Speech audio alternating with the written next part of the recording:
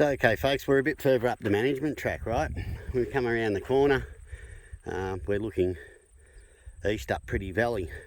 We're crossing over Cope Creek. Now up there between Cope and the little knoll to your left, we get one stream, I suppose you could call it, come down off the sides of Mount Cope. But as you can see, lots of little gullies all the way around through here.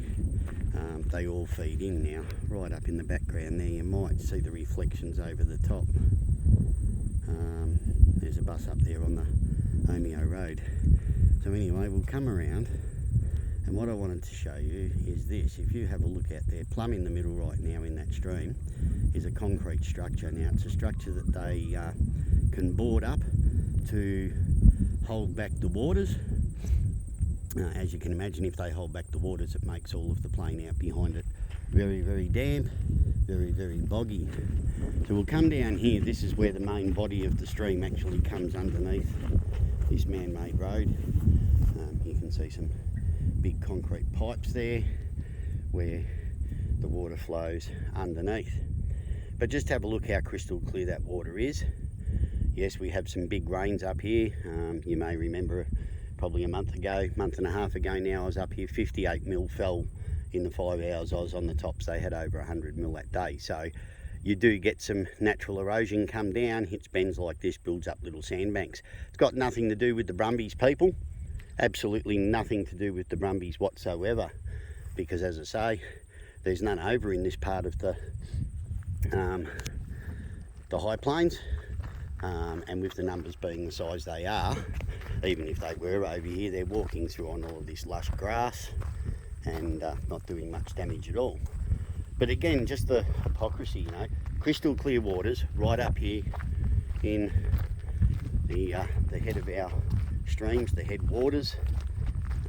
You know, we all know Mr. Swain loves to go on up there, Kosciuszko, with his water healing ceremonies, and apparently the horses are destroying it and damaging it. And mind you, all of the stuff he's doing, similar to here, is upstream of man-made reservoirs. And when you get out there and you have a look at the big picture rather than the select little pockets that the likes of Mr. Swain, Cox, Driscoll, Mark Norman like to focus on, the big picture shows you that they're showing you something like 1/1000% of the area inhabited by Brums, and trying to pick fault with it. Now, you don't have to find 1/1000% of our environment that's been damaged by human beings. You don't have to look very hard at all. In fact, all you got to do is open your eyes when you wake up in the morning. Yep. So, just wanted to show you yet another bit of the truth. We don't mind building roadways through and over what are some of the largest spaghnum bogs, moss beds and seep streams in the high country for our own benefit. But heaven forbid a horse should come down here for a drink. Leave it with you, keep on tracking. As you can see, vehicles being in, mountain bikes, four-wheel drives. So we'll keep on tracking and see what we can find for you good people.